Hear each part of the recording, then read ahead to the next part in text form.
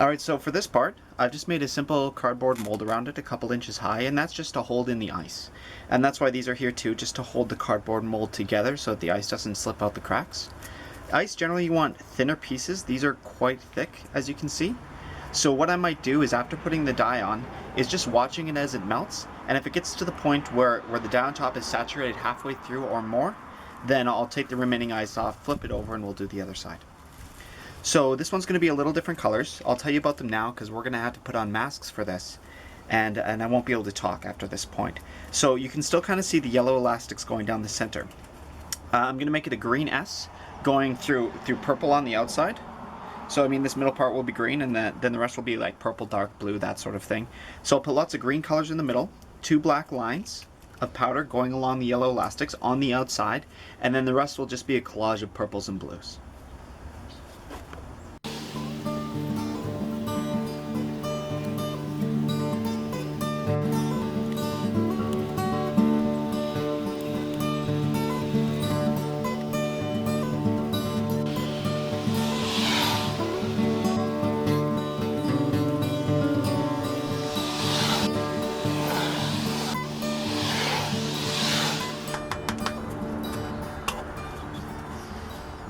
Good.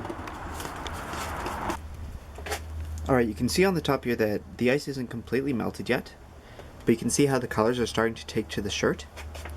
If you look on the underside though, you can see the colors are starting to seep all the way through, but what you want to look at is more the average of where most of the colors have come through. So if you get at an angle here, you can see that the blue there, the green here, the purple it looks like on the other side, it looks like it's saturated to that point, which is about 2/3 of the way through the shirt. So at this point, you want to take the ice off.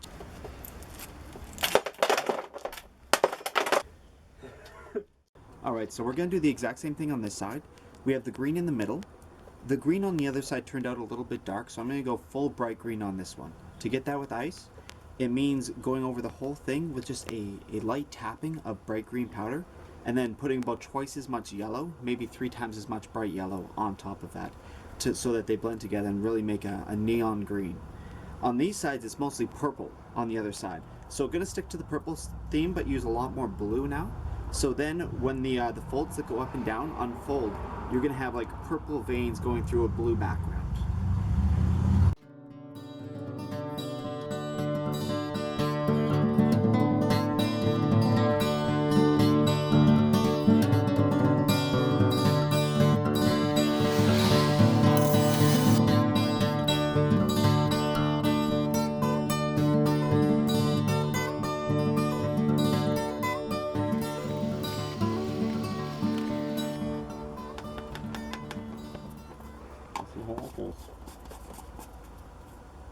So one thing that I forgot to do here that you want to do before this point is put soda ash on the shirt. The reason is because the shirt was soaked in soda ash, but all the ice melting on the other side sent a lot of water through it, and it really drained out a lot of the soda ash, so you need to replenish that on this side. And it's best on the shirt because then the ice will melt over top of it and make more dissolve into it to act as a fixative for more dye. But if you put some on top, some will still get in the shirt, so it'll help it out a bit if you forget like I did. So we've gotten to a point here where the ice is maybe halfway melted, but it looks like it's gotten most of the way through.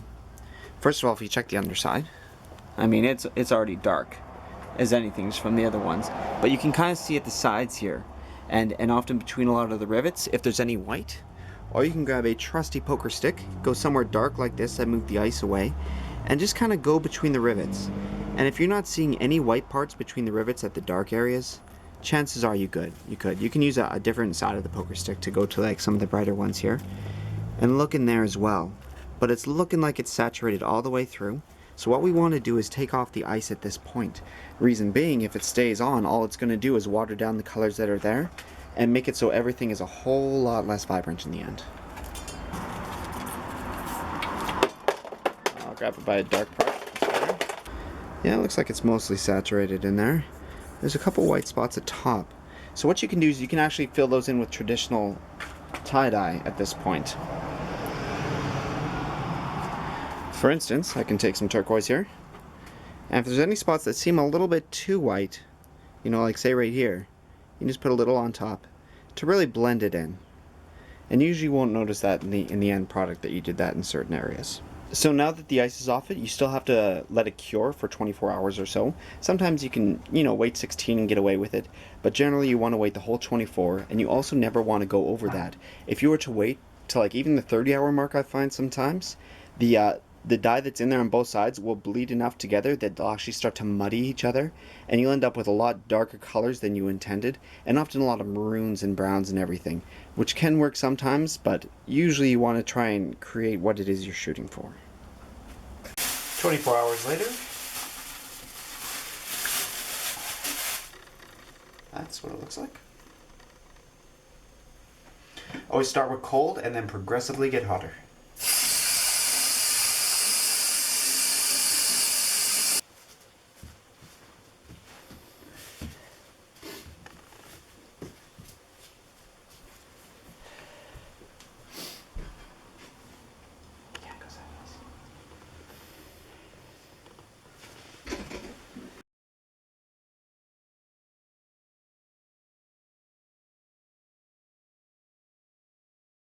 It's looking